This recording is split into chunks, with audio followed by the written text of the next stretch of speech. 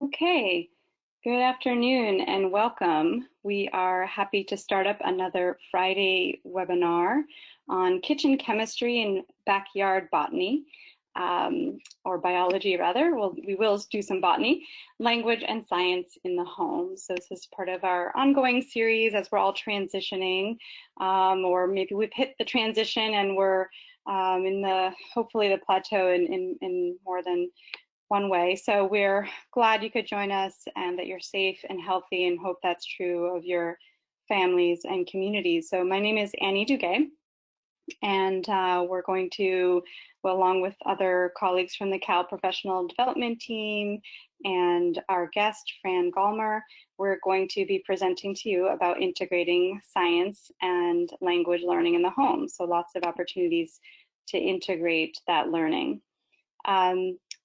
If you are not hearing this right now, I am going to use a visual to let you know to select computer audio. So that is, my colleagues can also answer any questions about that in the questions box. Most of you are likely on mute right now, and so we will have our guests and panelists unmute. But you'll likely remain muted. But your questions, we do want to have an interactive question and chat box. So the GoToWebinar format is a questions box, and that's what we use as our chat box. But unfortunately, not everyone can see your responses. So my colleagues and I will attempt to answer them, and sometimes it'll just be yes or great or good, just to get it quickly back out so that everyone can see the responses. So we do welcome your participation, and we'll respond to as many as we can. So this link will come up again at the end of our webinar. It's also in our handouts. Today you have the slides from this presentation, and you also have this great one-stop shop for all of our webinars. This one is the past couple webinars, and we also have our language and math in the home up now. So through that website, you can link to the archived webinars from our past series. Early next week, this video will also be live there, and the handouts and PowerPoints are also directly available on that site. So we have a full calendar for you through May, and I'll share more about those topics at the end of today. But that is a one-stop shop where you can also register for each of the topics. Our colleagues are also doing a few webinars that we know would interest you. So one is on education policy. There's an archived one on assessment waivers. There's one coming up, I believe, well, April 23rd, which may be next Wednesday or so, Thursday it looks like, 1 p.m. on funding opportunities, and then virtual instruction.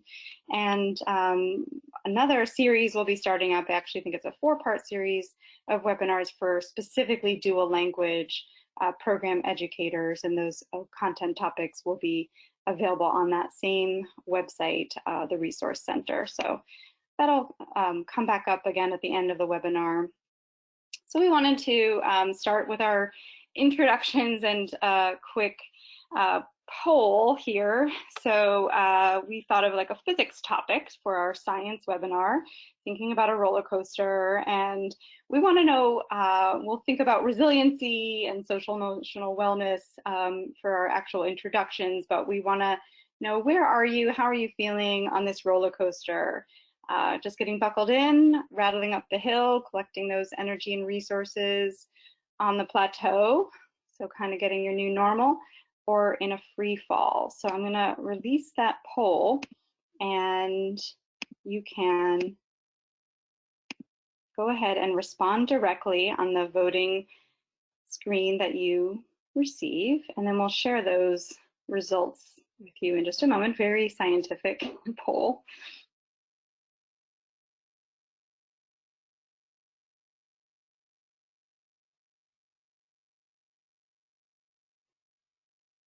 Okay.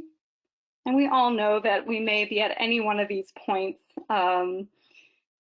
throughout our time. So I am going to close the poll. Looks like almost 70% have voted. I know some people are on phones or other ways of connecting and may not have access to the poll. So I am going to close the poll and then I can share the results with you.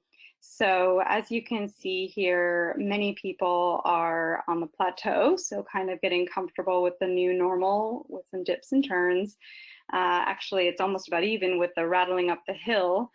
Still gathering those resources, maybe making your new virtual lesson plans, and finally all of the above, right? So still every day is different, and I think a lot of us can relate to that. So thanks for participating, and we promise to be uplifting for you today and thinking about resilient people. So actually the ways that you're trying to remain resilient through body and mind right now. And I did want to say that our next week we will focus on social emotional wellness, but my colleague Maria is going to join us now to take us through our introductions. Yes, like always, we introduce ourselves, and we're thinking about all those unexpected twists and turns in life. One way to be more resilient is to take care of your body and mind. And so we'd like to, for you to take a moment to think, since we last met, what are 2 ways that you are increasing your resilience? So my name is Maria Cieslak. There are 2 ways that I'm increasing resilience. One is I'm cooking every meal at home, and I'm also reconnecting with family and friends. And I also have today with me Maribel Marrero Colon and Dr. Kate Moran and Annie Duguay. And here are some of the ways that they're riding this roller coaster of resiliency. We're doing many different things like meditating, trying not to overdo things, meeting, going for walks, and arranging extended family parties online. And so in the question box, we're hoping that you're also going to be sharing with us, name 2 ways that you are increasing your resilience since we last met. What are you up to?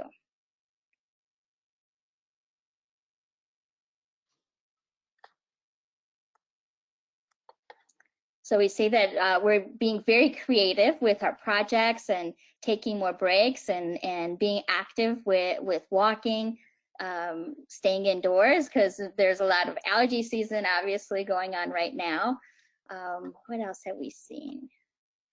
Oh, jigsaw puzzles. Today I'm actually going to share with you an online jigsaw puzzle maker. What else are we doing? Zoom conferences, reading our novels, baking every day, yum. Arts and crafts, cooking, biking, oh, and pulling weeds. Baking homemade cookies, also dance parties. That's nice and festive. That's terrific that we're staying very active, and that's one way that we're staying resilient during these times. So our agenda today is we're going to be meeting a colleague from Las Vegas, Nevada, with our educator voices. And our topic today is the language of science. We'll share some science activities, and we'll have a brainstorming session where you can also share with us some of your resources on science. Our goals and objectives, we are going to brainstorm these resources and activities that promote interactive science concepts and language simultaneously. And we're going to chat about how to promote science skills and language development in the home. Let's hear from our first guest speaker, which is Fran Gomer, but we'll think about this quote for now. Most of the fundamental ideas of science are simple and can usually be expressed in language comprehensible to everyone. As a young student, I remember being an English learner, and I have very fond moments of science activities because science was very accessible to me when I was growing up in a Polish community. So can you share with us, how is science, was science accessible to you, and how are you making science alive and in your classrooms?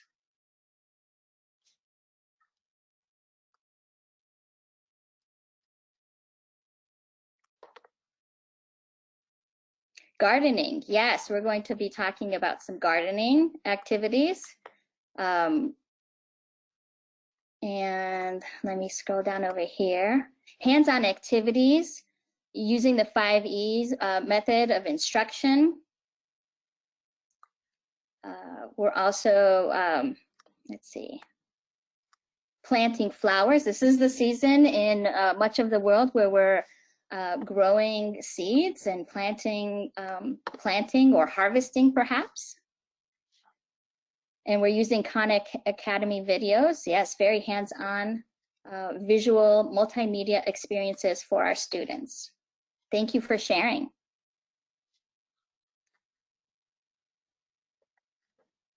And we're going to continue adding on to the chat. So let's go to our first guest speaker, which is Fran Gomer from Clark County School District.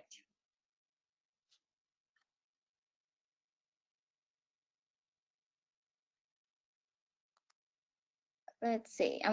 Fran, are you ready to share with us about our world of color?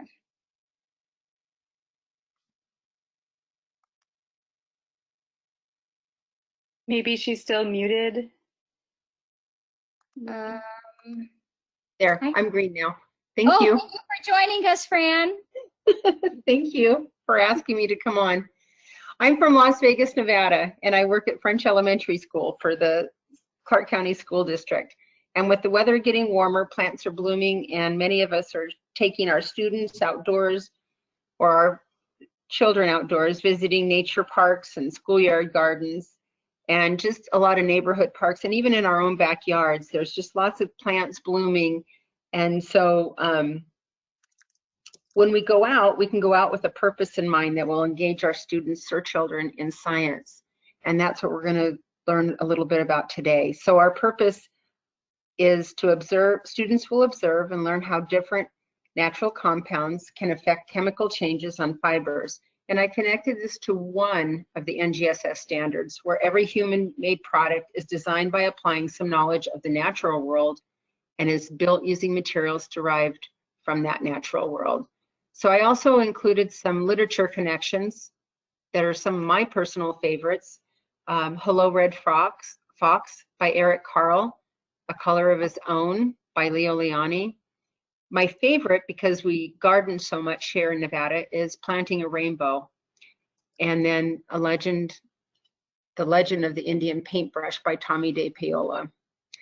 There's so many cool things that you can embed science with. And I try to embed this unit with my Native Americans or Earth Day or early colonial America. And I do a lot of those things all year long. I also included some other resources. There's a lot online that you can find because we're only going to be looking at one thing today, but there's a lot of different kinds of materials that you can be using when you're outdoors looking for with your students, like leaves and vegetables, onion skins, flowers, fruits and nuts. While outdoors, it's important that you ask your children some questions and you can prompt them while you're collecting that plant material along the way. You can ask students, where does color come from? How do people discover that plants create color? You'll also notice that as you ask questions, your students will ask more, and that's going to become the basis for further inquiry and research. And those questions will help cement that vocabulary that you're going to be using with them as they go along, collecting the different materials that you're going to try. I always try to encourage my children to collect dark colors, like if they're going to be using flowers, but whatever they decide is perfectly fine, because that's part of that inquiry process of them asking, well, why didn't this work as well as the other material that we collected? And does it matter when the plant material is harvested? Does one mordant work better than the rest? So the mordant that we're going to talk about is something that helps break down the fibers in the fabric so the fibers will more readily absorb the dye. And so you'll notice in man-made fabrics that doesn't necessarily happen. And that's why you'll have better results when you use cotton or a plant-based fabric or an animal-based product like wool. Some of the materials that you're going to want to use, you can use metal or iron pots. I like to use a crock pot. I use a small one in my classroom, so that way it's just easily heated and it's less of a mess, and I can use it for other things. You'll need some fabric swatches of, I usually use cotton yarn, or you can use small swatches of cotton or wool. You'll want to use salt or vinegar. That's considered a mordant. And when you have all your materials gathered, you're going to cut them, or you're going to prepare a mordant bath, which is just a crock pot filled with some water and vinegar in it. And you'll let the fabric soak in that for at least 20 minutes and then allow it to dry. Your students, while they're waiting, can be cutting up the plant material, breaking it into small pieces, and then place it in another crock pot that's clean. And you'll place just enough water over to cover the material to create that dye bath. Excuse me. You'll want to boil for 1 hour at least, or until you reach that nice rich color that you're looking for, remembering that when it goes onto the fabric, it may be a little lighter. Then you'll place your, anyway, when you boil your material, you'll want to take all those plant parts out of there, strain them using a colander or a strainer. I always use a wooden spoon, so that way I don't have any other chemical reactions.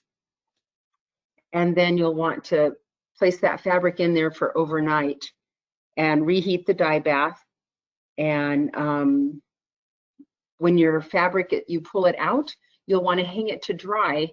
Early on, when I was experimenting with doing this, I dried my fabric swatches the students had done. They came out beautiful. And then I dried them on this beautiful stainless steel pan because I didn't have time to, or whatever reason, to hang them up, and not realizing that that was going to create a chemical reaction and change the color.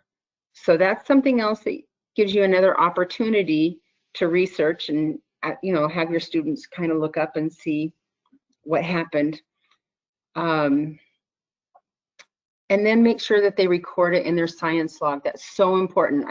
I included a science log paper for you, for your students. That's what a good scientist does. They weigh, they measure, they record the time, do all those good steps, and that vocabulary will just, it will enrich your students' vocabulary, and they'll just, they'll look forward to doing this again and again.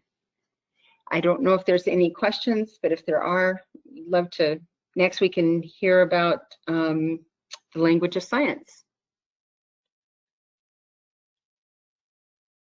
Okay, thanks a lot, Fran. That was really, really interesting. I'm going to try some of that here at home on the weekend because it sounds like a lot of fun. And so let's talk a little bit about the language of science. Science is a language. So it's really important that we consider it, that when we're working with our students, whether at home with our own children or at school or doing any type of academic work, that we really handle it like it's a language. It has its own grammar, it has its own way of writing, its own way of communicating.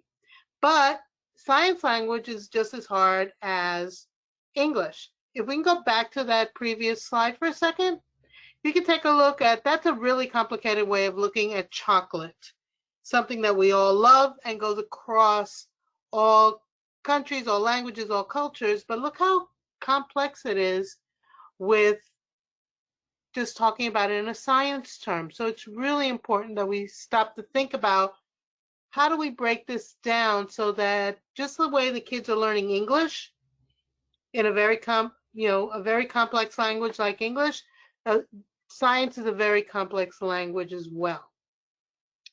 So as we think about this, let's move on and take a look at what we should be taking into consideration. One of the things that we really have to stop and look at is that more and more, as we look at textbooks, as we look at units, as we look at science kits, they're really taking this whole idea of science being a language to heart.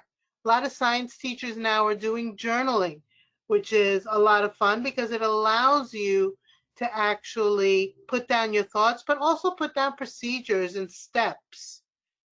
I know Fran gave us in our handouts a science journal page that can be used for the students to follow in order to be able to get their steps for dyeing their materials or trying to really use a scientific method in doing something very common in the home. So some science teachers now are doing more cooperative learning, and you may say online, but yes, actually we can do Zoom, we can use FaceTime, we can use all different types of methods of doing cooperative learning even online. And a lot of science assessment instruments now are requiring more language. It's asking students to really explain what they're doing and how they solve scientifically whatever problem is being put before them. And also engineering, if you think about our roller coaster, can we really explain how all those angles work and all of the forces and air pressure and everything going on when we're just having fun on a roller coaster? So what else do we need to know about this? Well, we want science talk to be authentic. So as we go on and we click on these, we take a look at what is involved in science talk. Well, it's asking questions, developing models, planning out an investigation. How do you interpret the data that you collect? Are we using mathematical and quantitative talk? Are we designing solutions to our problems? Are we engaging in arguments using evidence? And we've been doing more and more of that in every content area, not just science. Are we obtaining and evaluating? And then once we get that data, are the kids communicating? So it's all really important. And the great thing is that each one of these involves language, asking of questions, using of sentence starters, really stopping to think how we're going to use science language to communicate. And these are some of the questions and some of the statements kids can use that are very much in science talk, but it's not difficult. So even our lower proficiency kids can actually work with these sentence starters or actually use science talk when we're working in class or at home. Now our next piece here really looks at the standards. The next generation science standards are setting higher expectations for all of our students, not just advanced students, not just proficient or native English speakers, but for all of our students, even our newcomers. So what is it that we can do? Well, we can incorporate literacy strategies for all of our kids, from vocabulary to sentence starters to sentence frames. We can use support strategies with our English learners. For example, we can use glossaries, we can adapt materials, we can teach kids discourse strategies, and online again, well, how about the difference between a sentence and a bullet point? For our lower proficiency kids, bullet points are a lot easier, and we can teach them how to create sentences out of those bullet points. Home language support. If I'm learning about the solar system, well, maybe we can find a native language article that'll explain it. So then we're going to try and create that bridge between the native language and English. Home culture connections. Those are really important. A lot of early science was based on creation myths, and those come through the family. So we can compare those myths or those early beliefs to what we're doing now and being proved scientifically. So it's a really great bridge. But you know, we also have to stop and think about language per se. So I'm going to ask my buddy here, Kate, who understands this way more than I do, can you please explain a little bit about this? Sure. I don't know that that's true, but yes, I'm happy to talk about the language of science because I love it. Yeah, so when we look at science, we're looking at a register of English that does behave differently than other registers. And one of the things we'll notice is an increased use of passive voice. And a lot of times it's agentless passive, which means that we don't know who's doing the action, because it's more important what is being done or what was found than who's doing it. We'll see a lot of modals or auxiliary verbs, things like could, might, would, where we're kind of guessing or hedging or predicting what might happen. Embedded clauses in writing in particular, like the latest research developed from laboratories on 3 continents indicates that, the latest research developed from laboratories on 3 continents indicates that, excuse me. And nominalization, which is changing verbs to nouns. And this happens a lot in science writing. So rotate would look like rotation, for example. We also see very complex sentences, long complex sentences with a lot of embedded clauses, large noun phrases, in addition to steps of a process. And following the steps of a process is often where we'll see the use of passive voice or sentences without an agent, like following evaporation, water vapor cools and falls to the earth as rain or snow. So we are following a process, and in that language use, we can often also see passive voice. We don't in that example, but processes often have passive voice. Cause and effect language. So this is a great opportunity to work on that type of language with your students. As a result of auto emissions, nitric oxide and sulfur dioxide combine with water in the air. Main idea and details. The biomes in this area consist of grasslands, scrublands, deserts, and deciduous forests. So we have some things that we can work on in writing and with helping our learners identify main ideas and include supporting details. Okay, so let's take a look at this cartoon. How do we make science language comprehensible? And you can take a moment and read this. It's kind of funny.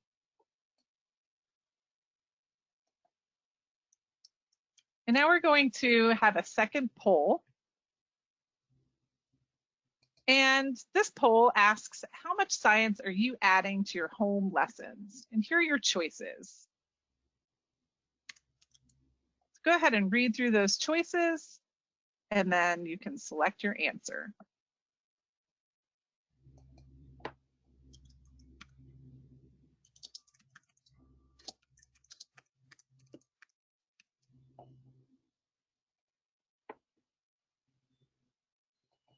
Okay, we have a lot of answers coming in. Give you a few more seconds.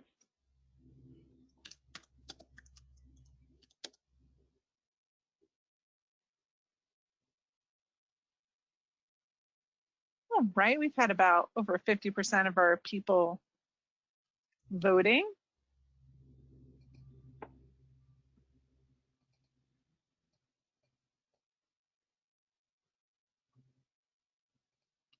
Okay, and here are our results. So most people said mostly through online videos or apps. Some people said not really adding science at this time, and some through hands-on activities and reading. And then kind of tied for a great deal through hands-on activities and reading, and I've added a little science to our lessons and discussions. So we're hoping that as we introduce some of these activities in the remainder of this webinar, we give you some ideas for being able to boost some of that science in your lessons for your students or even at home with your children. I'm going to turn this back over to my friend Mary Bell to take us through some science and language activities. Okay, so let's take a look. What is it that we're going to be trying to get done? Let's see. Wait a minute. It's actually Maria. She's the one who's going to help me escape. Okay. Well, I'm going to share with you an example of a digital escape room. And so I'm wondering if any of you have had the pleasure to go to escape rooms with your family and friends. Digital escape rooms are actually work on the same kind of premise. There's always a mystery to solve. You reach a goal. There are a series of puzzles to solve, either one at a time, or you can solve multiple puzzles at the same time simultaneously. It really is up to you on how to design your digital escape room. And so there are always something to unlock using a combination lock or access code. And it's always fun to recover something tangible at the end of the escape room, whether it's a hidden treasure or a coupon for a few points of extra credit, or even a little card that says, congratulations, you got 100% on this task, great job. We have to remember that escape rooms, when we do face-to-face for entertainment, there is a time limit. You usually have an hour. In the classroom, a time limit is actually optional because, as you know, timers can either be a driving force for motivating somebody to learn something, but it also can be a point of stress. And so it's up to you whether you're going to be using a timer or not. Let's talk about the clues on the next slide. And so the clues are the content that you are going to be asking the students to be learning, reviewing, or practicing. Find a worksheet with multiple choice questions, true, false questions, matching, diagrams, or fill in the blank. And on that worksheet, then you group the questions into sets of 4 or 5, and that becomes your clue to unlock. On the next slide, we also can think about using math calculations or even diagrams. So the students would have to fill out the diagram, and then the first letter of each of the numbered points in the diagram become your code. The one question type that you do not want to use is an open-ended question, because in order to unlock the code, you need to be exact. And so let's take a look at a digital escape room that I created. And the digital escape room that I created is called Penguin's Food Adventure. I created a tutorial video on how I set up the Google form, as well as 2 different resources, which was creating a fake receipt and also an online jigsaw puzzle. And I have the link over here. We're going to go to the link now and visit what the actual page looks like. It was created on a Google Sites using Google Docs and one Google form. And so I put 45 minutes on this, but it really doesn't have to be timed. And basically, you're going to be clicking on the different images to get into the room or the puzzle. And each puzzle is tied to either a 5-letter lock, a 3-digit number lock, a 3-directional lock, which means going up, down, right, or left, and then a color lock, so the first letter of red, green, white, brown, etc. So let's take a look at, let's see, how about the shark? If we tap on the shark, it'll actually take you to the Google Doc, which has the explanation and the scenario, the food chain, and then I have even a few little bit more hints over here to discover what the code is going to be. If we go over to time for lunch, so the time for lunch, here's another code that you have to discover, and it's the directional lock, which goes to the map. So the students will actually have to go through the penguin's route to go through the different elevators and staircases and exhibits to actually know the code of up, down, left, right to unlock the code. And so we also have the Penguin's Treat, which is a puzzle. And so let's go to the puzzle. So you have to, this is the jigsaw puzzle maker that it was a free account. And students have to solve the puzzle. And in order to read the food chain web that's there and figure out the clue of, let's see, so then you would have to know the word clue. Is it referring to the squid or the krill or the fish or the plankton? And so it's another fun interactive way that the students can use that is hands-on to discover and work together in a team, either with a partner or with a group of students. Let's take a look at the Sea Otter Popsicle page. And so the Sea Otter Popsicle page is a math word problem, and I created a fake receipt over here, and they have to calculate how many let's see, using how much would it cost to make a sea otter popsicle treat for 8 adult sea otters and 10 young sea otters? And if we go back to the page, the Google page, yes. So you would fill out the locks over here, and once, if you have the correct answer, it's going to tell you, it's not going to have that try again message. It will actually have your code there. And once you unlock all 4, then you have escaped the escape room. And so use the tutorial, use the link, and have some fun with your family and friends. Let's go back to our other PowerPoint, and let's think of another digital tool, which is called ThingLink. ThingLink is a free and user-friendly digital tool that provides users with the ability to turn any image into an interactive graphic. You create multiple hotspots on specific parts of an image and turn that image into a multimedia launcher. You can include video, audio, links to websites, all with the click of a button. It's a great tool for teachers to use for lessons, and it's also a great tool for presentations. So let's take a look at the student-created sample. So, and it's a nice alternative for students to share their ideas. And so if we click on any of the hotspots, you'll see that the student talked about lysomes and then created another paragraph about the nucleus and about the, I don't know, peroxamines. I hope I'm saying that right, mitochondrion. And so again, the student then can use this board, or other students can use this board to learn about the parts of the cell. Let me share an example of a ThingLink for a lesson. So over here, I created links to the water cycle from the USGSS. So the yellow spots are actually the information that students need to do. And so on this website, they're going to take a quiz on the properties of water. And then the yellow question mark over here, or the red, sorry, the red heart is actually goes to a Google Drive document where the students then have to fill out their quiz reflection. And so again, so these are multiple points. So it goes to graphic organizers, it goes to different websites, all in one spot.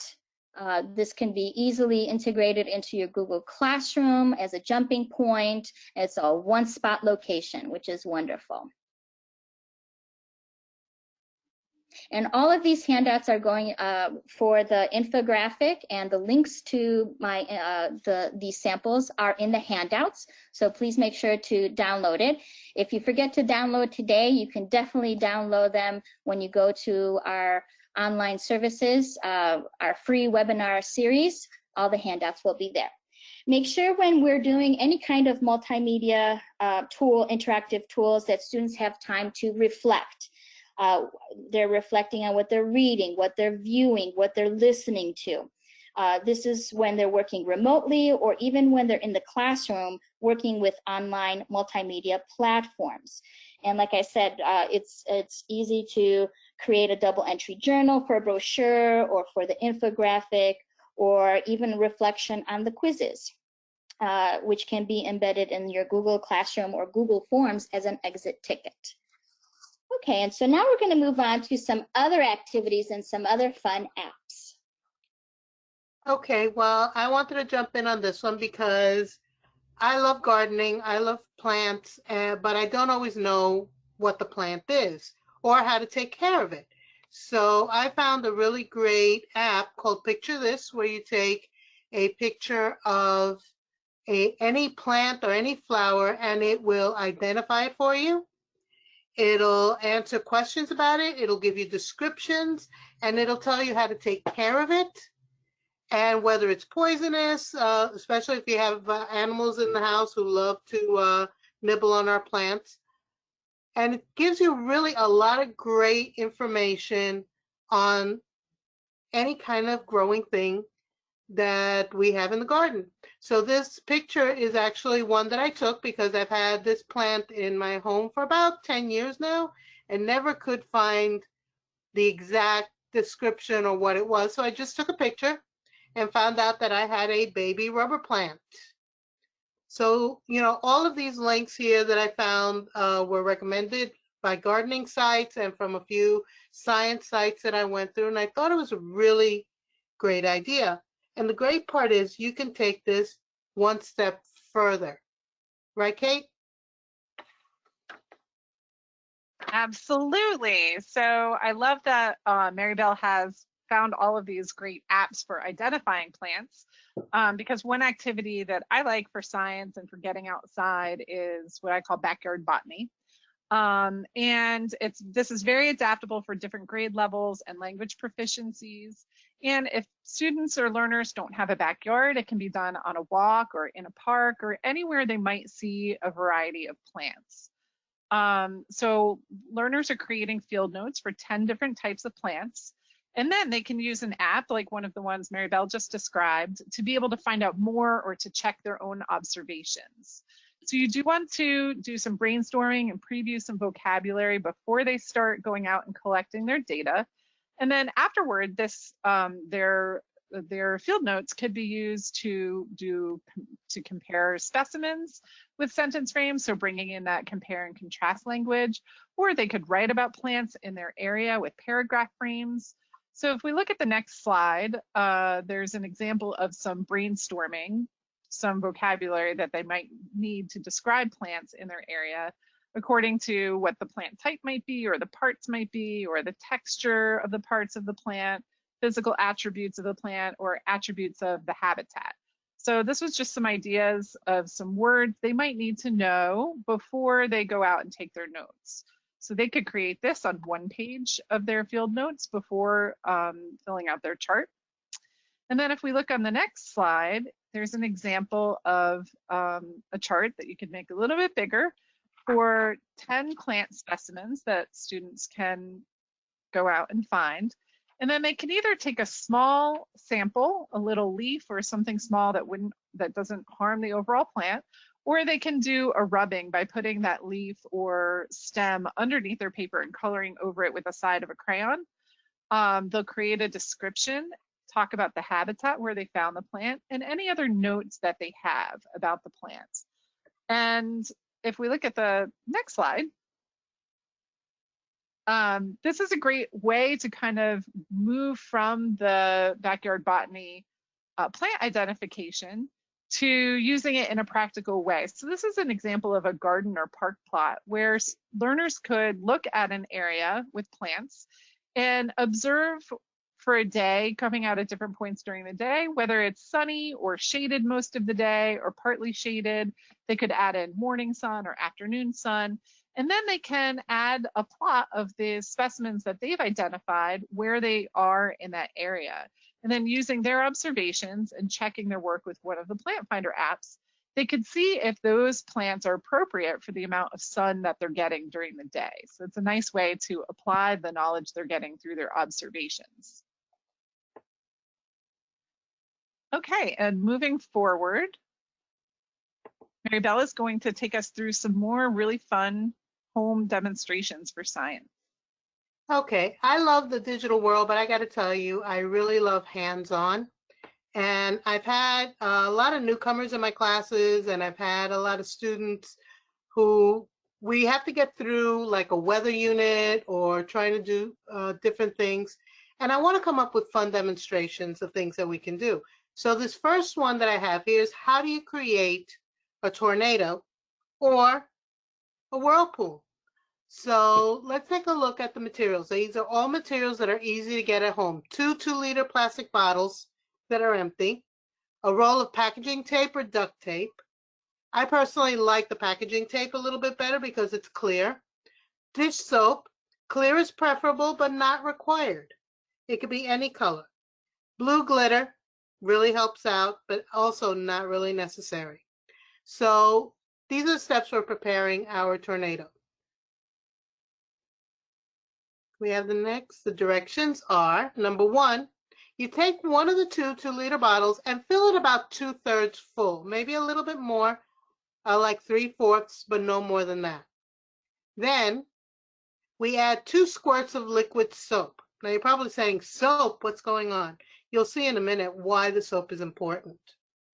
Next step, we want to add that 1 teaspoon of glitter. Now I usually do that myself because when I leave it to my kids, it's usually all over the place. But if you have a really good teaspoon, it'll work. And our next step, we're going to take the bottles and you're going to place the other bottle on top and then seal it tightly using tape. Like I said, packaging tape works well because it's see-through so you can see what's going on. But if you don't have it, hey, duct tape solves all problems.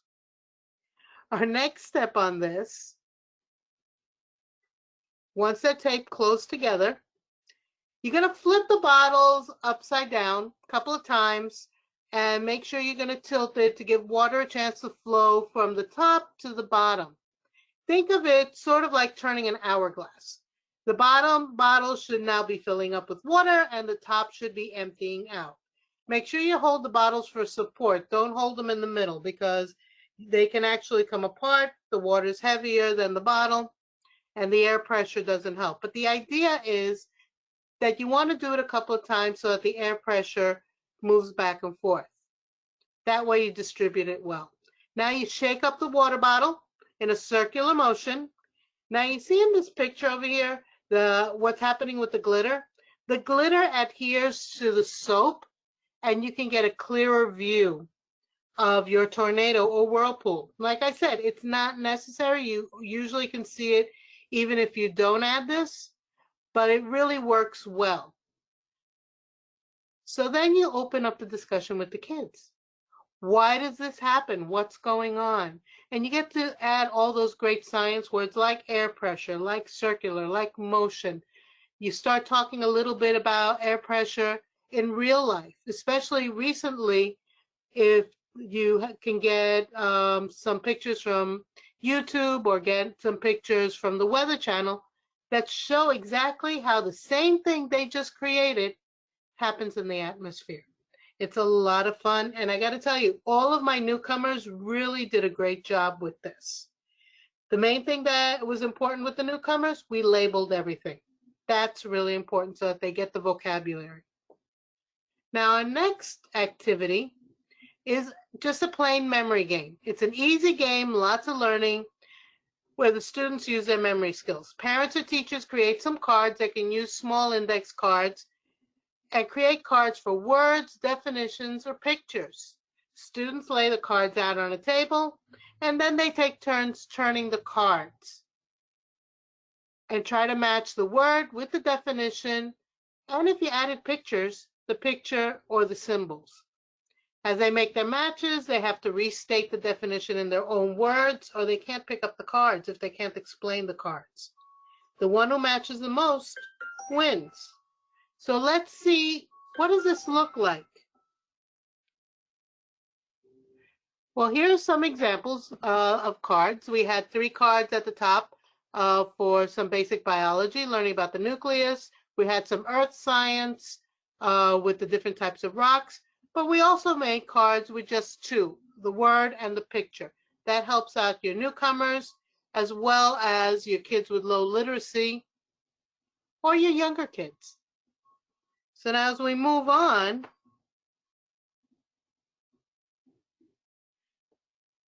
we're going to do a little bit of weather reporting. Annie, what's this about? Yeah, hi everyone. I just wanted to let you know there's a lot of landscaping and dogs barking over here. So so far a little silence for 1 minute while I'm at least unmuted. So window weather reporting. This is just such a simple idea, but it actually, as I was creating this, brought up a lot of questions for me, and that's what science is really. So. I took this morning shot, I guess it was later in the afternoon, of what the weather was going to be for the next little period. I actually took a couple of screenshots actually to get the full daily weather forecast. And then one of your handouts is just a very simple, these are the times. This is 9 a.m., 10 a.m., 11 a.m., and through 8 p.m., which I figured would be at least could be towards bedtime if you, or darkness, depending on where you are. And so it was just a simple, first I recorded the weather forecast as it was for my area in Alexandria, Virginia. And then I kind of reported the actual weather out the window on an hourly basis and the actual temperature, which on this particular day didn't range too far away, but it posed a lot of questions for me as I was filling this out, wondering, I wonder if there are places, for example, where the daily range of degrees, where the temperature stays steady for most of the day, right? And that might be most true in a place like Hawaii or San Diego, or a colder place, certainly more true in Celsius than in Fahrenheit. But I wonder in my own town, what's like kind of the longest that it would stay the same temperature, for example, in this spring season. So all those kinds of questions that we now have time for, and then it's always something that we should give time towards, but students often come up with the most authentic questions that drive these types of science experiments. So, I can do this again another day and see what the data shows. And of course, you can have your students. So this is a handout that you have. You can change. I know at least one person from Ottawa. You can change to Celsius, or have your students do that no matter where they live, and compare Celsius to Fahrenheit for the day. And then of course they can do a little weather reporting or write to the weather channel. So the app that I used was from the weather channel. They could compare different sources, but there's just a few sentence stems on that handout for the students to be able to compare the actual weather to the weather forecast and see how similar or different it was. So a few sentence stems there for you. So we're wrapping up a little bit. I know there's a lot of questions about some of the digital platforms, but I'll just give you a couple moments here to think about which activities that you've seen here would you like to adapt and use when working with your students or children. And then is there something that you'd like to share with all of us? And you can enter in for these questions into the questions box. And again, we'll be trying to get back to you, and we'll share a few on the open line with all of you.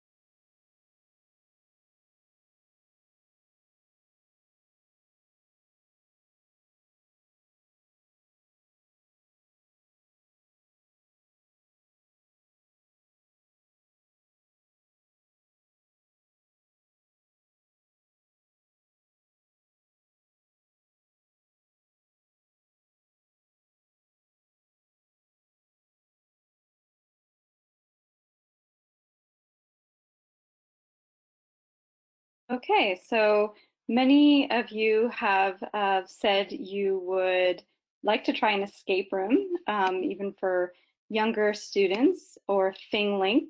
A couple of you said you have used it in the past. The color and dye activities, backyard botany, window weather. Yeah, so the dyeing activity is one that people would like to try, and there's a lot more information. You have both these slides and the handouts that are visible to you now. A couple of people had questions, but they also will be available to you on an archived link that we will send and display in just a few moments.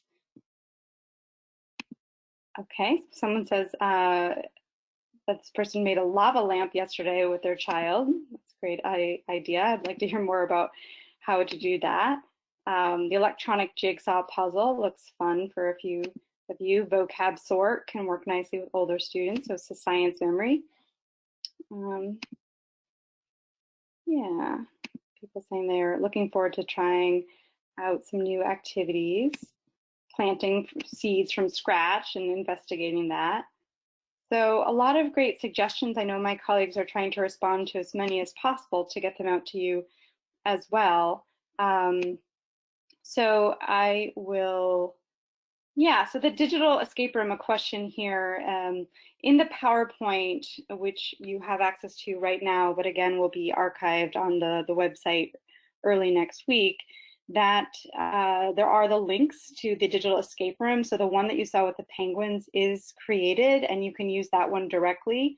I tried it out with my husband and plan to use it with my niece over the weekend, remotely, of course. So that one is available to you, and you can give it a try there. And Maria also prepared a great tutorial, which will tell you more about how to create one.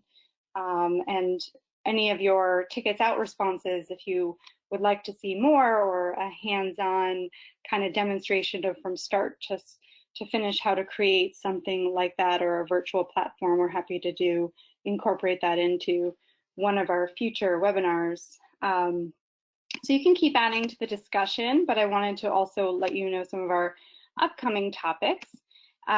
So for next week, one of your tickets out question will be about supporting social emotional wellness of your students. We will have a guest speaker coming from the Catholic Charities Network of Tennessee. That's Jennifer Eskew. She's going to be presenting on social emotional wellness with some of our Cal colleagues, thinking about supporting students and their families, particularly English learners and multilingual learners. The following week, on May 1st, we'll have some other Cal colleagues from our assessment division who will talk about developing an assessment plan and providing feedback, perhaps through rubrics, for example, in this virtual environment, and how to provide information about students' growth and language development during this time, especially for students who are transitioning perhaps out of your program or to a different grade level, to a different teacher that some of you are responsible for or will be doing that in this new environment. On May 8th, we'll take a brain break and get into the arts, physical education, and music in the home, some integrated language activities there. May 15th, we will circle back to social studies, geography, and language, look at culture and the world around us. And then finally, we'll finish out this particular series. We may start one up again depending on how things go, but we'll focus on family and community wellness and supporting ongoing learning and health with some fun activities for summertime. Again, at the bottom you see this link here at cal.org. This site has been will be emailed to you. So within a day, for those of you participating live, you will receive a certificate for your attendance today. And this resource here, this link will include the archived webinar and all the handouts from today's session, as well as previous sessions, as well the links for registration for these upcoming topics. And again, I shared we have some dual language, very specific topics, and some policy topics as well that our Cal colleagues are focused on. And so we know you have a lot of online learning opportunities. So we've been working with various districts on moving some of our PD online, but I wanted to share that we do have some self-paced, about 5-hour courses that are asynchronous on literacy topics, as well as fundamentals of SciOp. And then coming soon, May 1st is our deadline, or our internal timeline. We're hoping to have it posted for you on building background and comprehensible input. So that's a Cal SciOp Essentials series that we're launching, and that will be available soon. So you can find more information on that site. Again, they're 5 hours, and you do receive a CAL certificate of completion once you have finished the course that you can use for any possible continuing ed credits from your school or district. So again, next week's topic will be on social emotional wellness, and we welcome you to download this archived webinar and other materials. And next week's topic, we look forward to joining you here again, same time, 3 to 4 p.m. And you can definitely add in on your tickets out if there's a specific topic or question you have in particular about social emotional wellness. So thank you, everyone. We really appreciate all your participation and the great ideas you've shared with us today. Thank you.